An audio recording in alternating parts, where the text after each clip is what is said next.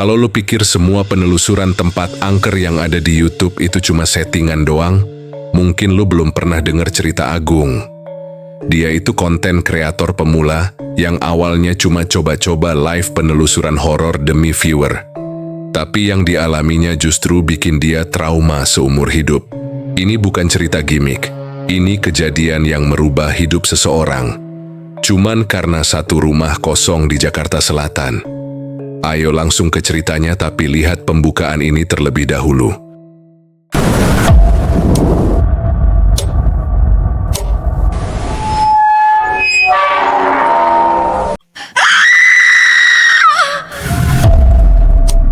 Agung ini awalnya anak biasa, tinggal di pinggiran Jakarta, lulusan SMK, dan sempat kerja jadi admin online shop. Tapi karena gaji nggak seberapa, dia mulai mencari peluang untuk mendapatkan duit tambahan. Dari dulu dia suka nonton konten YouTuber yang berani masuk tempat angker. Nah, dari situlah muncul ide, kenapa nggak coba bikin live sendiri? Hitung-hitung cari pengalaman dan siapa tahu bisa viral dan menghasilkan uang. Modal Agung waktu itu cuma HP Android, tripod murah, sama senter yang dipasang di kepala kayak peburu kodok. Bener-bener seadanya. Dia mulai dari tempat kosong deket rumah, bekas ruko yang udah lama nggak kepake. Tempatnya sih nggak terlalu serem, tapi cukup gelap dan lembab. Awalnya sih sepi, penonton cuma belasan orang. Tapi gara-gara dia iseng ikut tantangan dari penonton, kayak buka pintu sendiri, teriak, "Woi!" Live-nya mulai ramai. Penonton makin banyak tiap malam. Mereka ngasih gift, saweran, bahkan kasih tantangan yang makin ekstrim. Dari yang awalnya cuma disuruh berdiri di pojok gelap selama 5 menit, sampai disuruh baca doa terbalik sambil matiin lampu. Anehnya, Agung nurut aja. Mungkin karena dia ngerasa ini satu-satunya jalan buat ngebut popularitas. Makin serem, makin rame. Itu rumus di dunia konten horor. Sampai suatu malam, ada satu akun misterius yang ngasih gift gede banget. Ratusan ribu. Di kolom live chat, akun itu cuma nulis satu kalimat. "Berani nggak ke rumah Belanda di Jakarta Selatan?" Waktu Agung baca itu, dia langsung diem.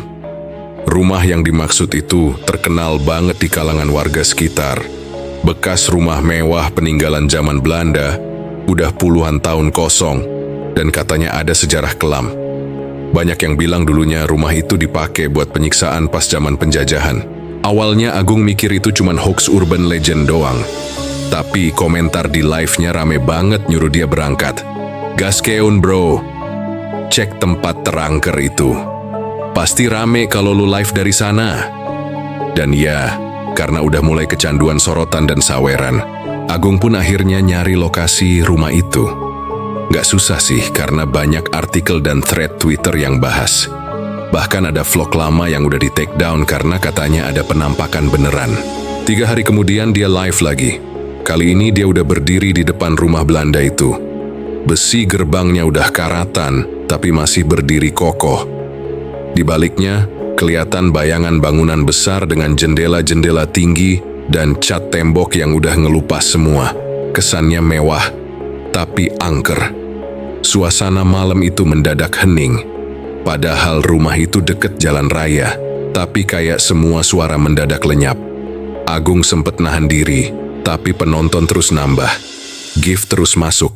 Dia nggak bisa mundur. Pas dia dorong pintu gerbang yang udah lepas dari engsel, suara berderitnya bener-bener bikin bulu kuduk berdiri.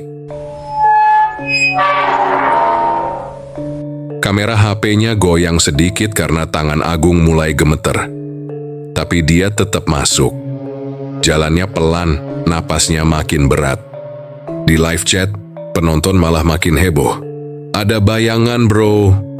Tadi ada yang ngintip dari jendela kiri." Tapi Agung waktu itu belum sadar apa-apa. Dia cuma fokus sama jalur di depan, sambil terus ngomong biar nggak panik. Di dalam rumah itu suasananya beda dari tempat-tempat kosong lain yang pernah dia datengin. Udara di dalam dingin, padahal nggak ada AC. Ada aroma aneh, kayak bunga melati campur bau besi karat.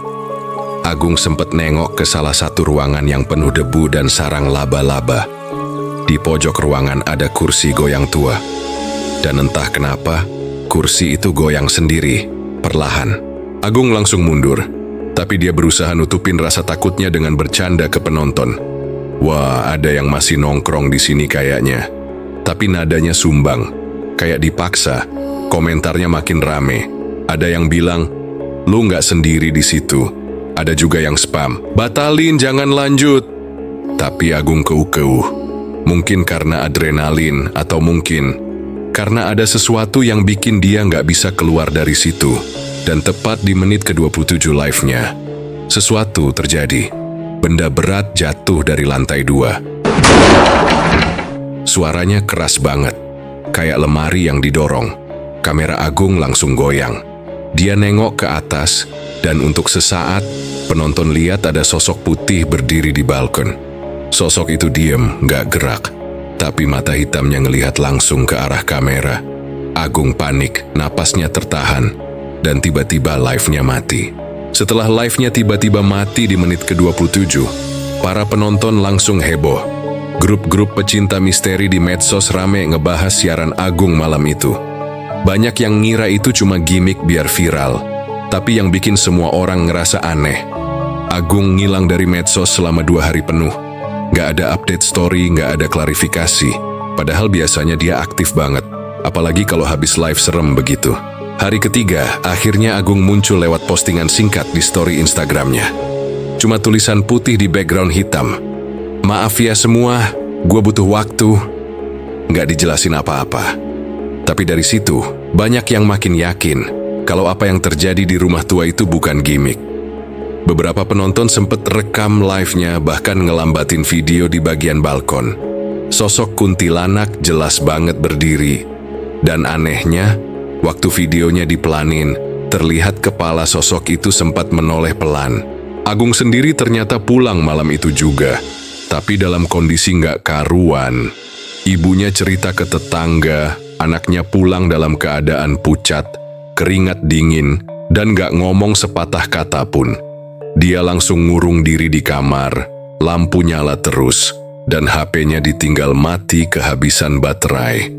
Ibunya pikir anaknya kesurupan, tapi setelah dibacain doa, Agung cuma bilang satu kalimat, "Jangan biarin aku sendirian." Besoknya, tubuh Agung demam tinggi. Tapi anehnya suhu badannya normal saat dicek pakai termometer. Meski begitu, tubuhnya bergetar terus, seperti orang kedinginan. Dia juga mulai ngomong hal-hal yang bikin bulu kuduk berdiri.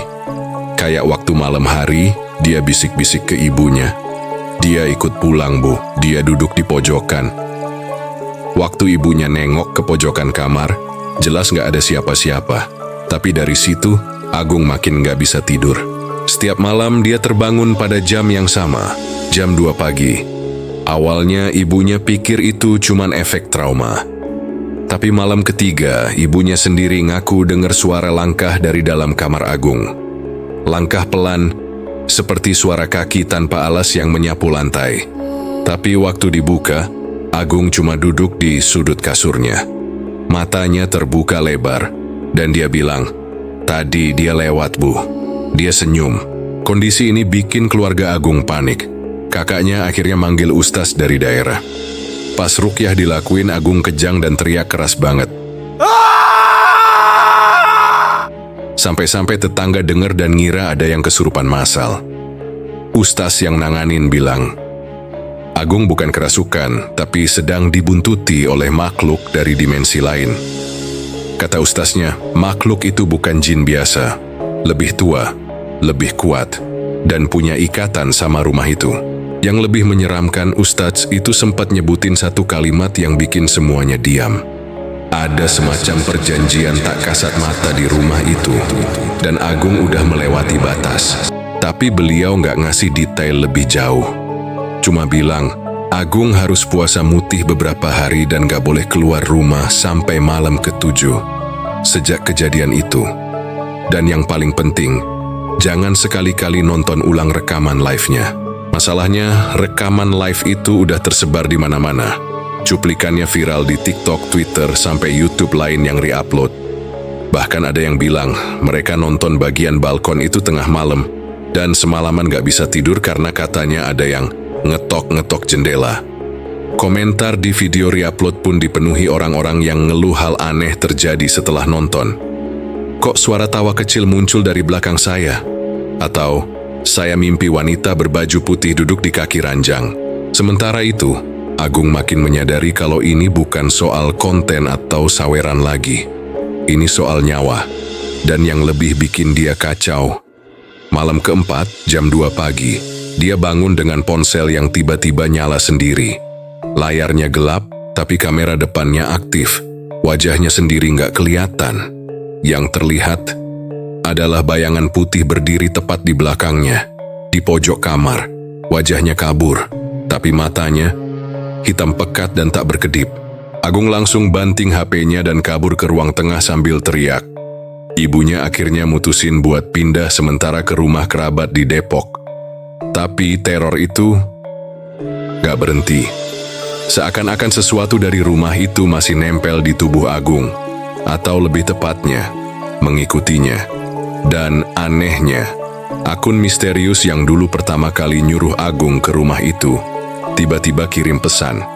Isinya cuma satu kalimat, bagian pertamanya udah selesai. Siap lanjut ke ruangan bawah tanah. Setelah pindah ke rumah kerabat di Depok, Agung mulai pelan-pelan tenang. Meskipun masih sering mimpi buruk, setidaknya gangguan fisik udah mulai berkurang. Tapi pikiran dia nggak pernah lepas dari satu hal, pesan dari akun misterius yang dulu pertama kali nyuruh dia ke rumah itu. Akun itu bilang, bagian pertama udah selesai, siap lanjut ke ruangan bawah tanah. Padahal Agung gak pernah nyebut apa-apa soal ruang bawah tanah ke siapapun. Justru itu yang bikin dia makin merinding. Karena waktu Agung nyari info lebih dalam tentang rumah tersebut, dia nemu artikel lama dari arsip online tahun 1998. Berita kecil dari media lokal, isinya soal evakuasi warga sekitar rumah mewah Belanda itu karena bau busuk yang nyebar dari bawah tanah. Waktu itu polisi sempat turun, tapi kasusnya ditutup tanpa penjelasan jelas. Warga bilang ada semacam lorong di bawah rumah, kayak bunker tua zaman penjajahan. Makin Agung baca, makin ngeri. Katanya dulu rumah itu punya seorang pria Belanda bernama Hendrik van der Meer. Dia dikenal tertutup dan jarang keluar rumah. Konon katanya, Hendrik ini dukun hitam yang sering bikin ritual aneh di ruang bawah tanahnya. Tapi sejak 1992, rumah itu kosong dan jadi tempat paling dihindari warga sekitar sampai sekarang. Gak ada yang berani mendekat, apalagi malam-malam. Agung sebenarnya udah niat berhenti total dari dunia konten horor. Tapi, rasa penasarannya belum bisa mati. Dan mungkin karena efek dari trauma juga, dia ngerasa kalau dia nggak balik ke sana dan menyelesaikan ini semua, gangguan yang dia alami nggak akan pernah berhenti. Dia udah coba ngomong ke orang terdekat, termasuk ibunya. Tapi semua nyaranin hal yang sama. Lupakan, tapi Agung nggak bisa. Akhirnya, seminggu setelah kejadian pertama, Agung balik ke Jakarta. Dia nggak langsung ke rumah itu, tapi mutusin buat riset dulu. Cari data, nyari warga sekitar yang tahu cerita rumah itu. Dan dari salah satu bapak-bapak pemilik warung dekat rumah kosong itu, Agung dapat cerita yang gak pernah dia dengar sebelumnya. Katanya, rumah itu dulu sempat mau dibongkar tahun 2003, tapi alat berat yang didatangkan semua mogok pas hari pertama kerja. Operator bulldozer pingsan, dan mandor proyek ngelapor ada suara perempuan nyanyi dari dalam tanah. Sejak itu, proyek dihentikan. Rumahnya dibiarkan berdiri sendiri, membusuk di telan pohon dan semak liar. Agung makin yakin, ruangan bawah tanah itu bukan cuma mitos. Dan seakan semesta mendorong dia, akun misterius itu ngirimin koordinat lewat email. Koordinat itu mengarah ke halaman belakang rumah. Waktu Agung ngecek via Google Maps, ada semacam kotak beton yang tertutup semak-semak. Dia langsung keringetan karena waktu live, dia sempat jalan ke belakang, tapi sama sekali nggak lihat kotak itu. Akhirnya, malam minggu itu, Agung bikin keputusan paling gila dalam hidupnya. Dia bakal balik ke sana. Tapi kali ini nggak akan live. Dia bakal rekam semuanya dan akan ditayangkan belakangan. Karena kalau terjadi apa-apa, minimal dia masih bisa ngedit dan simpan sebagai bukti. 1 HP buat kamera, 1 HP buat center. Dia beli baterai tambahan, bawa air doa, dan selembar ayat kursi yang dilaminating kecil-kecil buat dikantongin. Jam 11 malam, Agung udah berdiri di depan gerbang rumah itu lagi. Tapi suasananya beda. Anginnya dingin banget padahal nggak ada hujan. Dan yang paling bikin jantungnya berdetak kencang, rumah itu kayak lebih gelap dari sebelumnya. Bukan cuma karena malam, tapi kayak ada kabut hitam tipis yang menggantung di udara. Lampu jalan di dekat situ juga kedip-kedip, kayak nggak stabil. Agung masuk dengan langkah pelan. Rumput liar udah makin tinggi. Setiap injakan kakinya nimbulin suara gesekan daun kering.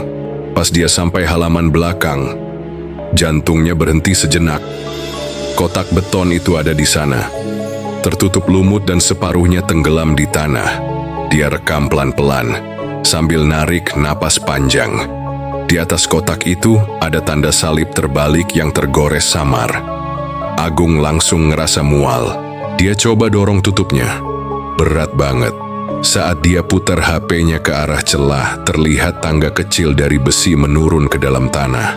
Bau busuk langsung menyambar, kayak bau bangkai tikus bercampur tanah lembab. Agung ragu beberapa detik, tapi akhirnya dia turun pelan-pelan. Setiap anak tangga yang dia lewatin bikin lututnya lemes. Dan pas sampai dasar, dia sadar dia nggak bisa balik lagi. Ruangan bawah tanah itu sempit, gelap, dan dindingnya dipenuhi simbol aneh. Simbol kayak tulisan Latin tua yang Agung nggak ngerti. Tapi ada satu simbol yang familiar. Gambar mata besar dengan lidah menjulur ke bawah. Itu simbol yang pernah Agung lihat di video kiriman akun misterius dulu. Ruangan itu seperti bunker. Di pojok ruangan ada kursi kayu tua, dan di atasnya ada boneka tua lusuh yang matanya tinggal 1. Kyung belapon langkah mundur, tapi sebelum dia bisa naik lagi, HP-nya mati total kedua-duanya. Padahal baterai penuh, senter mati, layar gelap, dan saat itu juga, dari ujung ruangan, terdengar suara langkah, pelan, mendekat.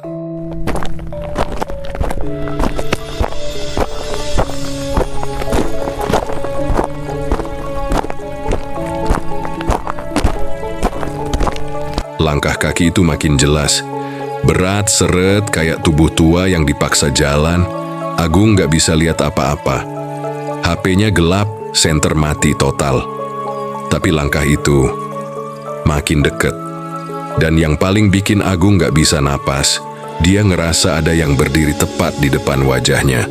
Walau gelap, hawa dinginnya nusuk ke tulang. Hidungnya bisa cium bau tanah basah bercampur darah lama. Hening, tapi di dadanya kayak ada beban berat yang duduk di atasnya. Agung coba meraba-raba ke arah tangga, tapi jari-jarinya malah menyentuh sesuatu yang dingin dan basah. Dia tarik tangannya refleks, dan pas dia bawa ke hidung, bau amis nyengat langsung tercium. Itu bukan tanah, itu darah. Dan pas dia ngangkat kepala, dari kegelapan, terdengar bisikan pelan suara perempuan sangat dekat, hampir kayak berbisik langsung ke telinga. Kau yang memanggilku. Judiwan langsung lari ke arah tangga. Gak peduli kegelapan, dia naik sambil ngerangkak. Tangga itu licin banget. Kakinya kepleset, lututnya terbentur besi. Tapi dia terus naik. Nafasnya ngos-ngosan.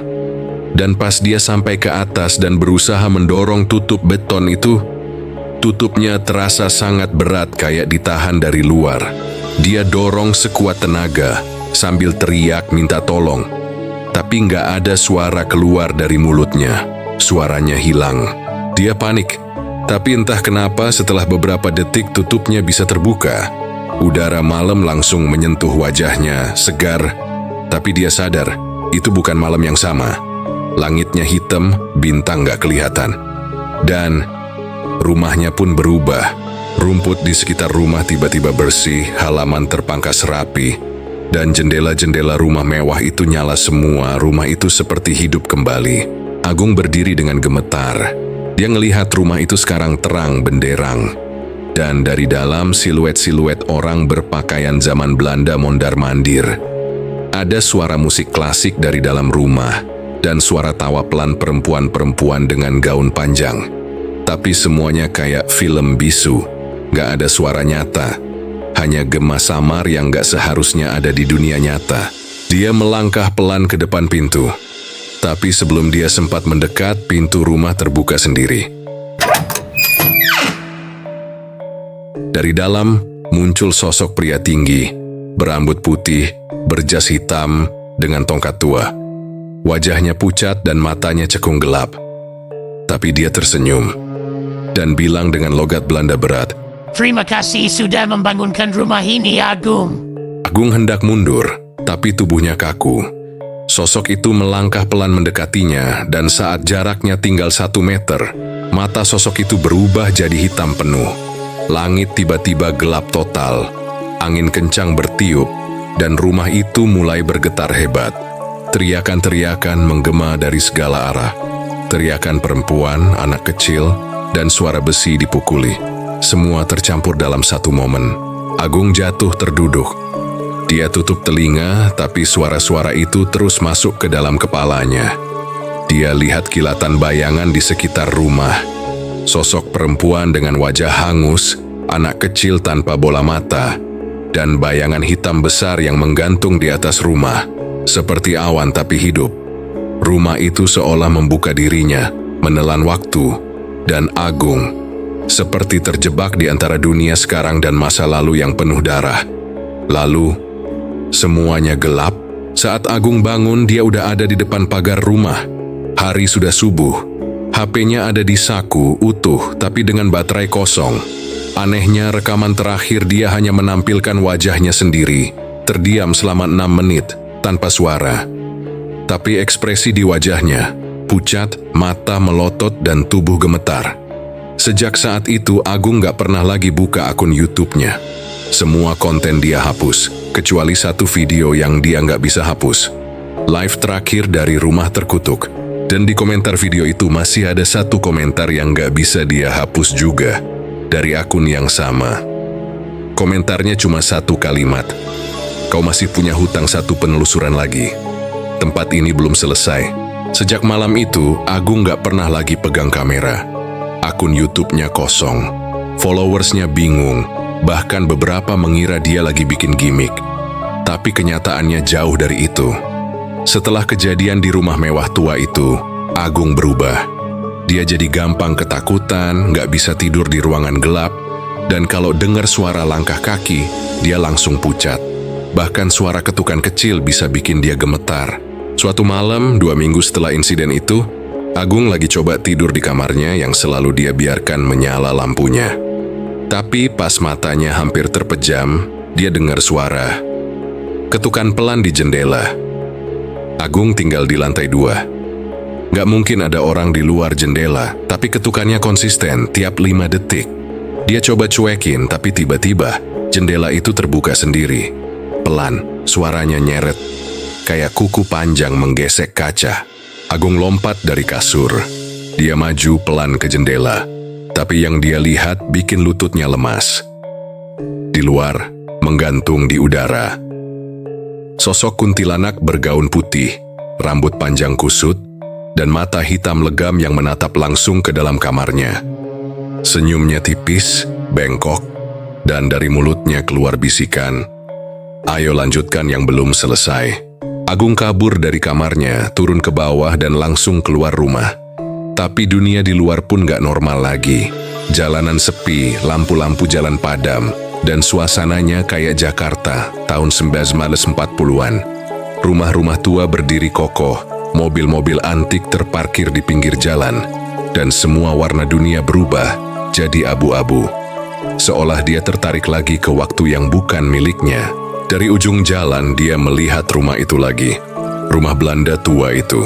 Rumahnya berdiri megah, terang benderang, dan pintunya terbuka. Dan yang lebih menyeramkan, Agung ngerasa kakinya bergerak sendiri. Tubuhnya nggak bisa dikendalikan sendiri, seperti ada makhluk lain yang mengendalikan. Dia nggak bisa lari, nggak bisa berteriak. Dia cuma bisa jalan masuk ke rumah itu lagi. Begitu masuk, rumah itu udah berubah. Semua ruangan penuh darah. Dinding-dinding tergores tulisan Latin kuno, lantainya seperti bernyawa, mengalirkan darah segar dari arah tangga.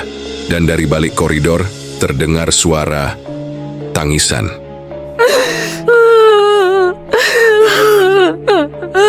Bukan satu, banyak. Ratusan tangisan orang-orang yang tersesat, yang terjebak.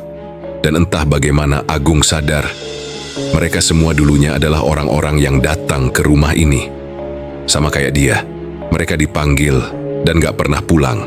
Di ruang tengah, ada cermin besar berdiri. Dan di dalam cermin, Agung lihat dirinya. Tapi bukan dia yang sekarang. Sosok dalam cermin tampak lebih tua, kurus, mata cekung, bibir sobek, dan tangan berlumur darah. Sosok itu tersenyum, lalu melangkah keluar dari cermin. Bukan pantulan, tapi benar-benar keluar. Dan sosok itu bilang, "Sekarang giliranmu tinggal di sini." Agung coba lari, tapi tubuhnya tertarik ke cermin. Suara-suara di rumah itu makin kencang. Tawa perempuan, langkah kaki tentara, suara cambuk, dan teriakan anak kecil yang menangis minta pulang. Cermin itu menyedot tubuh Agung pelan-pelan. Tangannya terakhir yang kelihatan. Lalu, hening. Subuh harinya, Satpam Kompleks nemuin HP Agung tergeletak di depan gerbang rumah kosong itu. Layarnya nyala, tapi nggak ada video, hanya tampilan hitam. Di tengah layar, satu tulisan muncul, "Lift dimulai." Setelah malam itu, Agung nggak pernah benar-benar ditemukan. Keluarganya lapor ke polisi, komunitas horor di media sosial juga rame bahas soal kehilangannya. Tapi nggak ada jejak. HP-nya memang ditemukan di depan gerbang rumah kosong itu, tapi rekaman terakhir hilang. Nggak ada jejak digital, nggak ada suara, cuma satu file kosong yang judulnya "Lanjutkan". Banyak yang bilang Agung kabur karena takut. Ada juga yang bilang dia ngilangin jejak demi bikin gimmick besar buat konten YouTube. Tapi orang-orang terdekatnya tahu, itu bukan gaya Agung. Dan yang lebih aneh, setelah kepergiannya, rumah kosong itu benar-benar hilang dari Google Maps. Benar-benar hilang kayak nggak pernah ada. Beberapa subscriber setia bilang mereka sempat dapat notifikasi, "Agung is live." Padahal channelnya udah nggak aktif. Tapi pas diklik, video itu selalu gelap. Dan di menit ke-6, selalu ada suara. Pelan, cuma 2 kata, "Ikut aku." Dan sejak saat itu, banyak konten kreator horor lain yang penasaran dan mulai coba datangi tempat-tempat angker demi views. Tapi sebagian dari mereka berhenti mendadak, nggak pernah upload lagi. Ada yang bilang mereka ngalamin kejadian yang mirip. Ada juga yang katanya sempat ketemu sosok mirip Agung, tapi mukanya udah berubah. Matanya kosong, dan dia cuma bilang satu kalimat, "Jangan lanjut kalau belum siap." Dari cerita ini, satu hal yang bisa kita pelajari. Kadang rasa penasaran dan demi mendapatkan konten viral, kita suka nekat main ke tempat yang bahkan penghuni aslinya aja udah nggak pengen diganggu. Dunia ini nggak cuma diisi sama yang kelihatan. Ada batas halus yang seharusnya nggak dilewatin, apalagi buat hiburan semata. Agung dulunya cuma konten kreator biasa. Nggak sombong, nggak lebay. Tapi dia terlalu dalam masuk ke dunia yang nggak semua orang kuat. Dan sekarang, nggak ada yang tahu dia di mana. 3 bulan setelah hilangnya Agung, suasana sudah mulai sepi. Nama Agung perlahan tenggelam di antara banyak kasus misterius lainnya. Tapi bagi mereka yang dekat dengannya, terutama teman masa kuliah dan keluarganya, rasa kehilangan itu masih nyata. Ibunya bahkan sempat tiap hari ke rumah kosong itu, berharap Agung muncul tiba-tiba. Tapi rumah itu sekarang cuman lahan kosong penuh ilalang. Seolah-olah bangunannya nggak pernah ada. Polisi sempat menutup kasusnya dengan status hilang tanpa jejak. Tapi netizen nggak percaya. Forum-forum Reddit, thread Twitter, Dan grup-grup Telegram yang membahas kisah horor justru semakin sering bahas soal video-video misterius yang muncul di tengah malam. Ada yang iseng rekam layar saat buka video Agung yang lama, yang katanya udah dihapus, dan mereka nemuin pola aneh. Seperti sosok Agung berdiri di balik kamera, menatap lurus ke penonton. Di beberapa frame, matanya berubah gelap. Salah satu sahabat Agung, namanya Yuda, sempat coba investigasi lebih jauh. Dia datang ke lokasi rumah itu sambil bawa kamera dan mikrofon. Niatnya mau buat video dokumenter untuk mengenang Agung. Tapi dia nggak sempat upload. 2 hari setelah dari lokasi, Yuda kecelakaan tunggal. Mobilnya masuk ke got. Dia selamat, tapi sejak itu nggak bisa bicara. Mulutnya selalu bergerak seperti mau bilang sesuatu, tapi nggak ada suara keluar. Beberapa penonton setia Agung juga ngaku punya mimpi yang sama. Mereka bermimpi jalan di rumah kosong itu, tapi nggak pernah bisa keluar. Di akhir mimpi, selalu muncul Agung, duduk di pojok ruangan dengan HP menyala. Tatapannya kosong, dan dia cuman bilang, "Kamu juga bakal nyusul." Kini anehnya, channel YouTube Agung kembali aktif sendiri. Upload pertamanya cuman layar gelap selama 3 menit, tanpa suara, tanpa keterangan. Tapi saat video itu di-pause di menit 2, tampak sekelebat bayangan kuntilanak bergaun putih yang dulu muncul di live stream Agung. Komentarnya langsung dibanjiri penonton yang bilang, mereka merasa diawasi setelah nonton video itu. Dan dari sanalah kisah ini berubah dari sekadar urban legend menjadi semacam kutukan digital. Banyak yang percaya bahwa rumah angker itu bukan sekadar bangunan tua peninggalan Belanda, tapi portal ke sesuatu yang lebih kelam, dunia yang menunggu untuk dibuka oleh orang-orang yang cukup nekat untuk melakukannya. Dan Agung, mungkin dia sekarang bukan lagi bagian dari dunia kita, tapi kisahnya belum selesai, karena selama masih ada orang yang penasaran, selama masih ada yang tergoda buat eksplorasi tempat gelap demi konten, maka kisah seperti ini akan terus berulang. Kisah Agung ini sebenarnya bukan cuma tentang rumah angker, penampakan, atau live stream yang menyeramkan. Lebih dari itu, ini tentang batas. Tentang sejauh mana manusia boleh nekat demi konten. Tentang gimana rasa penasaran yang gak dikontrol bisa berubah jadi bumerang yang makan korban. Kita hidup di zaman serba digital. Semuanya serba cepet. Banyak orang rela ngelakuin apa aja biar viral, biar dilihat, biar dapat likes, komentar, saweran, atau view jutaan. Tapi nggak semua hal boleh dijadikan bahan hiburan. Apalagi kalau itu melibatkan dunia yang nggak kelihatan. Agung itu anak baik. Dia nggak sombong, nggak sok jago, bahkan dari cerita-ceritanya kita tahu dia sempat ragu. Tapi dorongan dari penonton, tekanan untuk jadi besar, dan iming-iming saweran bikin dia terus maju. Sampai akhirnya dia nyentuh sesuatu yang seharusnya nggak dia ganggu. Dan itu bukan cuma tentang Agung. Banyak konten kreator lain yang mungkin sekarang lagi ngikutin jejak yang sama. Masuk ke tempat angker, main-main sama dunia gaib, pikirnya cuma demi konten. Tapi jangan lupa, dunia itu punya aturan. Dan kalau kamu melanggarnya, nggak semua bisa kamu ulang atau perbaiki. Buat kalian yang suka nonton kisah horor kayak gini sebelum tidur atau sambil kerja, itu wajar. Karena manusia memang tertarik sama hal-hal yang gelap. Tapi selalu ingat, beda antara menikmati cerita dan ikut-ikutan nekat. Dengerin boleh. Tapi kalau mulai ada dorongan buat nyobain sendiri, buat buktiin, buat ngonten di tempat angker, pikir ulang. Karena kayak yang Agung bilang di awal live streamnya dulu, gue cuma pengen buktiin tempat ini beneran horor atau enggak. Dan sekarang, dia udah nggak bisa cerita lagi. Itu tadi kisah yang nggak cuma bikin merinding, tapi juga ngasih pelajaran buat kita. Masih banyak video menarik lainnya yang bisa kamu lihat. Kalau kamu suka dengan cerita ini, jangan lupa kasih like, share ke teman yang doyan kisah horor. Dan tulis pendapatmu di kolom komentar. Subscribe sekarang juga biar nggak ketinggalan kisah horor selanjutnya. Karena dunia ini terlalu luas kalau kita pikir cuma ada yang kelihatan. Sampai jumpa di malam berikutnya, dengan kisah yang lebih gelap, lebih dalam, dan lebih menyeramkan dari yang kau kira. Dan terakhir, Jangan lupa matikan lampu.